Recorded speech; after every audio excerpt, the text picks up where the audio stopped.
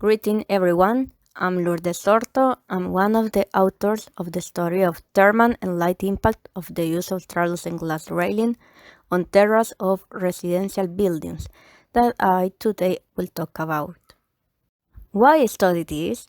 Well, one strong current trend in architecture is to employ glass in facades. After it was spread application in administrative buildings, the use of glass is expanding rapidly in the terrace and balcony railings of many residential buildings. Railings are an element that has low surface dimension compared to the entire surface of the facade. Hence, it is not generally considered that use of glass railing has an appreciable impact on user comfort, either on the terrace itself or inside of the adjacent room.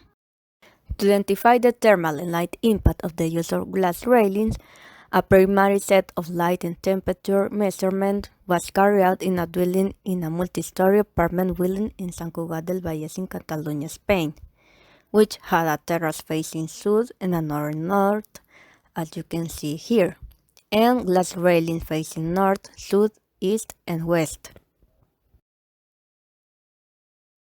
Here you can see the translucent glass railing of story, the photo and the details, and the materials of the surface of the terrace and interiors. Take note that the south terrace is not completely covered by roof, and on the north terrace it is almost covered with the roof, and that both railings have some sections of railing facing east and west, as I have said before. Various points were selected for the light measurements, I1S, I2S, and I3S on the south terrace, and I1N and I2N on the north terrace.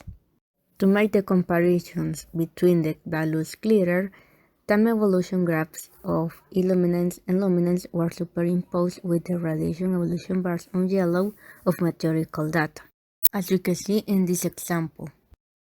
In this case, as the railing was translucent rather than perfectly transparent, some cast shadow appeared in both the luminance and illuminance, especially in southern orientation where there are more hours of incidence of indirect solar radiation. The deep dimension of the south terrace has a 1:4 ratio, so the effect of the translucent railing in the interior space of the south terrace, IS3, does not have a high impact since they are relatively far away and the area separating them is not sufficiently protected by the ceiling. In contrast, the light effect of the translucent railing of the exterior space of the south IS2 near the railing is perceived as greater contrast and glare, which will be even more marked if the glass was transparent. On the north terrace there are no shadow casts, and the depth dimension of the terrace is as 1:2 ratio. The situation is neutral and only altered in the early morning hours by the sunrise for the east. Thermal result, the points selected for air and surface temperature measure are E1S, E2S, and E3S for south terrace, and E1N and E2N for north terrace. Then other points were added, E4S and E3N, because there are 3 cm gap between the glass railing and the floor that is closed, and E5S and E4N, that this gap is open. The comparison between the values clearer, like the light analysis, the time evolution graph of the air and the ground's temperature have been superimposed with the temperature evolution bar of the glass railing. Thermal analysis. On the south terrace, at the point closest to the glass railing E1S, the impact of the translucent glass of the heat gain seems evident. This gain is high to the absorption and subsequent thermal emission of the glass itself. However, the greater heat is the case of the open terrace is directly affected by the daytime wind typical of terraces of high-rise buildings. So as we move away from the railing E2S, the effect decreases. The south terrace pavement is the most affected by heat gain due to the use of translucent railing, as it undergoes more changes in the area and daytime of incidence of direct solar radiation. These dynamic changes create a high thermal gradient on nearby surfaces An aspect can affect user comfort, material fatigue, and generation of new local air movements. None of these above seem to apply to the North Terrace. However, solar radiation does affect the glass of the railing to the east, which has great thermal impact in a short period of time. If a translucent glass railing is used on a terrace directly oriented towards the predominant solar radiation, the solar factor of the glass, the gas shadow over the glass, and the ratio between the height of the railing and the depth of the terrace must be considered in detail. Translucent glass railing must be increment luminance and gas shadow of the pavement, which includes glare.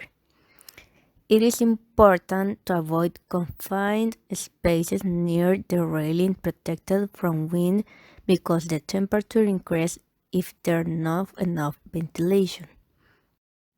Even more specific are the railings oriented towards sunrise or sunsets because the sun radiation is more perpendicular to glass rails and the light and thermal effect are augmented in a short time. In order to extend this preliminary conclusion, it is worth in the future continuing the test in laboratory conditions, modifying the degree of opacity and translucence of the glass railing, taking the measurement at other periods of the year, especially in the boreal winter when the incident solar radiation has greater horizontal component, exploring the older geometry of terrace with limited lateral radiation contribution from other orientations, shading the surface of terrace with a smaller one mainly affecting depth, the influence of shadow of perception and inertia. Performing simulation of lighting conditions in software without depending on the value of sky cloud conditions. Thank you very much for your attention and thank you to PLIA 2020 A Coruña for this opportunity.